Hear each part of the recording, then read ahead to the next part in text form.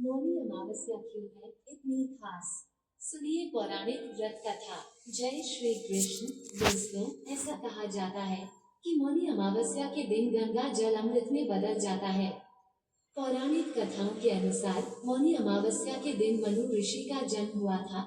इस दिन मौन व्रत कर विधिवत श्री हरि भगवान विष्णु की पूजा अर्चना करने से मुनि पद की प्राप्ति होती है। सनातन धर्म में अमावस्या तिथि का विशेष महत्व है। शास्त्रों के अनुसार जब सूर्य और चंद्रमा के बीच का अंतर शून्य हो जाता है तो अमावस्या तिथि का योग बनता है। धार्मिक मान्यताओं के अनुसार अमावस्या की तिथि भगवान विष्णु को अत्यंत प्रिय है। मौनी अमावस्या पर मौन धारण कर स्नान करने का विधान है। इस दिन पीपल के पेड़ व भगवान विष्णु की विधिवत पूजन भी काफी महत्वपूर्ण माना जाता है। इस साल मौनी अमावस्या 29 जनवरी को है। हालांकि हिंदू पंचांग के अनुसार इस साल मौनी अमावस्या की तिथि की शुरुआत 28 जनवरी की शाम 7:37 पर हो जाएगी। मौनी अमावस्या की ये तिथि अगले दिन 29 जनवरी को शाम 6:05 तक रहेगी। इसलिए मौनी अमावस्या 29 जनवरी को मनाई जाएगी। स्कंद पुराण में वर्णित एक कथा के अनुसार बिना व्रत कथा पाठ किए किसी भी व्रत को पूर्ण नहीं माना जाता। अगर आप मौनी अमावस्या के दिन व्रत रख रहे हैं तो इस व्रत कथा को जरूर सुनें। मौनी अमावस्या की व्रत कथा। आइए जानते हैं असंभव को भी संभव करने वाली मौनी अमावस्या व्रत की चमत्कारी कथा। इस मंगलकारी अद्भुत कथा का आनंद उठाएं और अंत तक हमारे साथ बने रहें। भक्तों, पौराणिक कथाओं के अनुसार कांचीपुरी में एक ब्राह्मण अपनी पत्नी धनवती, 7 बेटों और बेटी गुणवती के साथ रहा करता था। उस ब्राह्मण का नाम देवस्वामी था। देवस्वामी के 7 बेटों का विवाह हो गया, लेकिन बेटी गुणवती अभी भी कुंवारी थी। इसलिए देवस्वामी ने अपने बड़े बेटे को गुणवती के लिए सुयोग्य वर ढूंढने का कार्य सौंपा। इसी बीच एक दिन एक पंडित ने गुणवती की कुंडली देखी और बताया कि गुणवती के कुंडली में मौजूद दोष के कारण गुणवती विवाह के तुरंत बाद विधवा हो जाएगी। ऐसा सुनकर देवस्वामी के पैरों तले जमीन खिसक गई। घबराते हुए उसने पंडित जी से इस घोर संकट से बचने का उपाय पूछा। तब पंडित जी ने कहा कि सिंगल द्वीप में सोमा नाम की एक धोबिन रहती है। वो विष्णु जी की परम भक्त है। उसे यहाँ ले आओ। उसकी पूजा में इतनी शक्ति है कि वो गुणवती को विधवा होने से बचा सकती है। पंडित के कहने पर देवस्वामी का छोटा बेटा और गुणवती स्वयं सोमा को लाने के लिए निकल पड़े। रास्ते में सागर पार करने के बाद थके हारे दोनों भाई बहन एक पेड़ के नीचे आराम करने लगे। उस पेड़ पर एक गिद्ध का घोंसला भी था। उस घोंसले में गिद्ध के बच्चे थे जो गुणवती और उसके भाई की बातों को सुन रहे थे। जब गिद्ध ने अपने बच्चों को खाना खिलाने की कोशिश की तो वह बच्चे खाना खाने से मना करते हुए बोले कि पहले इन इंसानों की मदद कीजिए, तभी हम खाना खाएंगे। अपने बच्चों की जिद मानकर उस गिद्ध ने गुणवती और उसके भाई को सिंगल तक पहुंचा दिया, जहां धोबिन सोमा का घर था। अब दोनों भाई बहन सोमा को खुश करने के लिए तरकीबें सोचते रहे। हर सुबह दोनों भाई बहन सोमा को प्रसन्न करने के लिए उसका घर साफ करके घर की लीपा पोती करने लगे। जब सोमा ने अपनी बहुओं से इस बारे में पूछा तो उसकी बहुओं ने उससे झूठ बोला कि घर की साफ सफाई बहुएं स्वयं ही करती हैं। किंतु सोमा भी अत्यंत चतुर थी। उसने अगली सुबह जल्दी उठकर गुणवती और उसके भाई को साफ सफाई करते हुए देख लिया। वह दोनों के काम से बहुत ही खुश हुई और सारी बात जानकर दोनों के साथ उनके गांव चलने के लिए तैयार हो गई। चलते समय सोमा ने अपनी बहुओं से कहा कि मेरी अनुपस्थिति में यदि किसी का देहांत हो जाए तो उसका दाह संस्कार मत करना, बल्कि मेरे वापस आने की प्रतीक्षा करना।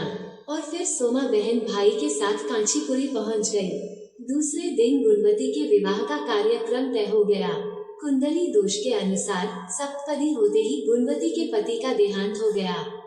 सोमा ने तुरंत अपने संचित पुण्यों का फल गुणवती को प्रदान कर दिया, जिसके फलस्वरूप तुरंत ही उसका पति जीवित हो उठा। सोमा उन्हें आशीर्वाद देकर अपने घर चली आई। उधर गुणवती को पुण्य फल देने से सोमा के पुत्र, जमाई तथा पति की मृत्यु हो गई। उस दिन मौनी अमावस्या का दिन था। सोमा ने पुनः पुण्य फल संचित करने के लिए अश्वत्थ, अर्थात पीपल के वृक्ष की छाया में विष्णु जी का पूजन करके 108 परिक्रमाएं की। अंततः उसके परिवार के मृतक जन जीवित हो उठे और इस प्रकार सोमा को उसकी निस्वार्थ भक्ति का महाफल प्राप्त हुआ। इस प्रकार मौनी अमावस्या के दिन किसी पवित्र नदी में स्नान कर विधिवत भगवान विष्णु की पूजा अर्चना करने व पीपल के पेड़ की परिक्रमा करने से मनोवांछित फल की प्राप्ति होती है तथा परिवार के सदस्यों पर भगवान का आशीर्वाद सदैव बना रहता है। निष्काम भाव एवं भक्ति से सेवा का फल मधुर होता है। इस व्रत का यही लक्ष्य है। हम प्रार्थना करते हैं कि श्री विष्णु जी ने जैसे गुणवती और सोमा का कल्याण किया, वैसे ही आप सभी का कल्याण हो। मौनी अमावस्या के दिन मौन व्रत रखकर मन, वाणी और कर्म से पवित्रता बनाए रखना शुभ माना जाता है। इस पौराणिक कथा के अनुसार मौन व्रत रखने से व्यक्ति अपने पापों से मुक्त होकर मोक्ष की ओर अग्रसर होता है। इस दिन गंगा स्नान और दान का विशेष महत्व है। हिंदू धर्म शास्त्रों में अमावस्या तिथि बहुत ही विशेष मानी गई है। इसमें भी मौनी अमावस्या बहुत ही पावन मानी गई है। मौनी अमावस्या पर स्नान दान किया जाता है। मौनी अमावस्या पर मौन व्रत भी रखा जाता है। इस दिन साधु संत और अन्य लोग मौन व्रत भी रखते हैं। मौनी अमावस्या पर पितरों के लिए अनुष्ठान किया जाता है। जिन लोगों को अपने पितरों की मृत्यु की तिथि की जानकारी नहीं है, वो इस दिन अपने पितरों का पिंडदान कर सकते हैं। मौनी अमावस्या पर पितरों के पिंडदान और तर्पण से उन्हें मुक्ति मिल जाती है। साथ ही पितर वैकुंठ धाम चले जाते हैं। मौनी अमावस्या का महत्व। मौनी अमावस्या पर पितरों के पिंडदान और तर्पण के साथ साथ दान भी किया जाता है। हिंदू धर्म शास्त्रों में मौनी अमावस्या पर दान करने का भी बहुत महत्व बताया गया है।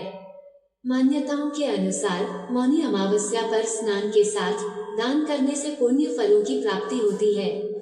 मौनी अमावस्या पर दान के लिए सबसे अच्छा समय ब्रह्म मुहूर्त का माना जाता है। मौनी अमावस्या पर ब्रह्म मुहूर्त सुबह 5:25 पर शुरू होगी। ये मुहूर्त सुबह 6:18 तक रहेगा। मौनी अमावस्या पर व्रत भी किया जाता है।